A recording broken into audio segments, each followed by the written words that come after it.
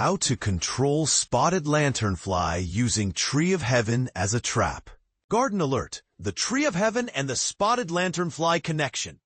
The invasive species known as the spotted lanternfly has been on the rise, significantly aided by the presence of the Tree of Heaven. This tree, another invasive species, is the favored host for the spotted lanternfly. Interestingly, while the Tree of Heaven poses various threats, it can also be utilized as a trap for these pests. In central Ohio, many gardeners and homeowners have become increasingly aware of the spotted lanternfly, which has been a concern for over 2 years now. Since the summer of 2024, the population of this invasive pest has surged, largely due to the tree. Its aggressive root system can wreak havoc on infrastructure, damaging pavements, sewer systems, and building foundations. This tree is remarkably adaptable, thriving in a variety of soil types and often found in neglected urban areas across central Ohio. It tends to sprout in cracks of sidewalks and pavement, as well as in areas where vegetation is left unmanaged. You can frequently spot it along the edges of wooded regions and roadways. The spotted lanternfly's preferred host.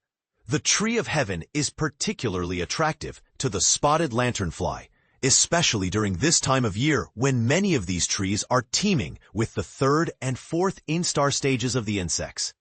In its third instar stage, the spotted lanternfly appears black with white spots. As it transitions into the fourth instar stage, it begins to show red coloring alongside its black body and white spots. By the end of the month, these fourth instar insects will mature into adults, which are even more vibrant than their juvenile counterparts. These adults will lay eggs on various surfaces, including trees, poles, and fences in September.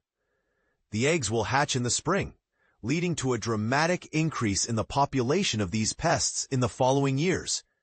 The spotted lanternfly poses a significant threat to plants by feeding on their sap, which weakens them and can result in symptoms such as oozing sap, wilting, leaf curling, and even dieback. Additionally, they produce a sugary substance known as honeydew, which encourages the growth of black sooty mold. This mold can further harm plants by obstructing photosynthesis, potentially leading to plant death. Grapevines and hopvines are particularly vulnerable to the spotted lanternfly, but fruit trees and certain ornamental plants are also at risk. Using the Tree of Heaven as a trap. While it is generally advisable to remove any Tree of Heaven found on your property, these trees can also act as indicators of spotted lanternfly presence and serve as trap trees to lure these pests. When spotted on these trees, the insects can be knocked into a bucket of soapy water, effectively eliminating them. If a Tree of Heaven is not currently hosting these insects, it may indicate that there is no localized population nearby, suggesting that removal of the tree is warranted. Depending on the size of the tree, you may need heavy-duty loppers or a bow saw for smaller trees, while larger trees will require a chainsaw, a task best left to professional arborists. After removing these trees, it is crucial to monitor the area for any regrowth from the stump or the emergence of new seedlings. As the Tree of Heaven is known for its prolific seed production, any regrowth or seedlings can be managed through hand removal or by applying a contact herbicide containing glyphosate. Identifying the Tree of Heaven. You can recognize the Tree of Heaven by its large, compound leaves, which consist of several distinct leaflets with smooth edges. These leaves have unique glands at their base that emit a foul odor reminiscent of rancid peanut butter when crushed, and they feature heart-shaped leaf scars. The bark of mature trees is often rough and fissured, resembling the skin of a cantaloupe. In August, the Tree of Heaven can be identified by its numerous seed pods, known as samaras. This species is dioecious, meaning it has separate male and female trees, with only the female trees producing seed pods. At first glance, the compound leaves may resemble those of the black walnut, but they typically have a greater number of leaflets, ranging from 11 to 41, compared to the black walnut's 15 to 23 leaflets. The leaves of the tree of heaven can grow up to 2.5 feet long, while those of the black walnut reach a maximum of 2 feet. Additionally, the leaves of the tree of heaven can be confused with some species of sumac. Engage with us as we navigate the challenges posed by invasive species like the spotted lanternfly and the tree of heaven. It's essential to share knowledge and strategies. What are your thoughts on the best ways to manage these pests? Do you believe that the tree of heaven can be effectively utilized as a trap tree, or should it be removed entirely?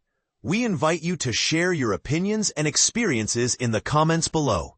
Spotted lanternfly invasion. Virginia's agriculture faces growing threat. Virginia's battle against the spotted lanternfly. A crisis unfolding in wine country.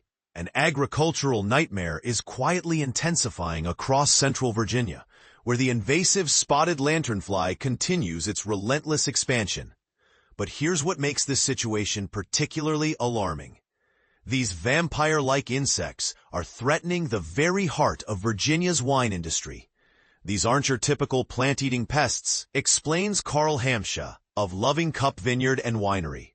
Think of them more like tiny vampires, systematically draining the lifeblood, the sap, from our precious grapevines. While they don't directly consume grapes or leaves, their feeding habits can gradually deteriorate vine health, potentially leading to devastating long-term consequences. Jules Amanita, a field supervisor with Virginia's Department of Agriculture and Consumer Services, reveals an interesting twist. Grapevines aren't even these insects' favorite target. They actually prefer the invasive tree of heaven, but their impact on vineyards remains severe. The damage goes beyond simple sap extraction. These pests weaken plants, reduce fruit production, and make crops more vulnerable to environmental stresses like frost and drought. Perhaps most insidiously, they can trigger mold growth that interferes with crucial photosynthesis processes.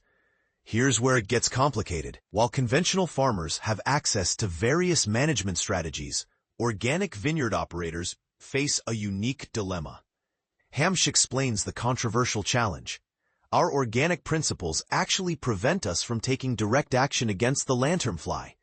We need to maintain a diverse ecosystem of beneficial insects, which makes targeted pest control extremely difficult.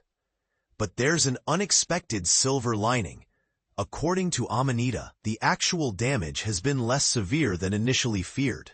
While Virginia recently lifted its lanternfly quarantine, experts like Caitlin DeWitt from the Department of Forestry suggest that nature might eventually provide its own solution as natural predators adapt to this new prey.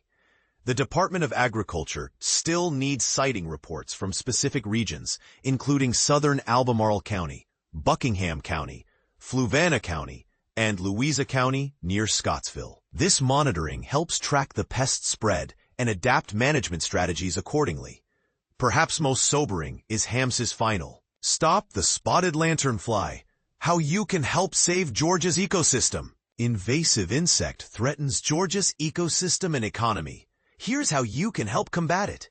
Published August 1st, 2025, 11:37 p.m. EDT. The spotted lanternfly, an invasive insect from Asia, has made its way to Metro Atlanta, causing concern for researchers and the public alike.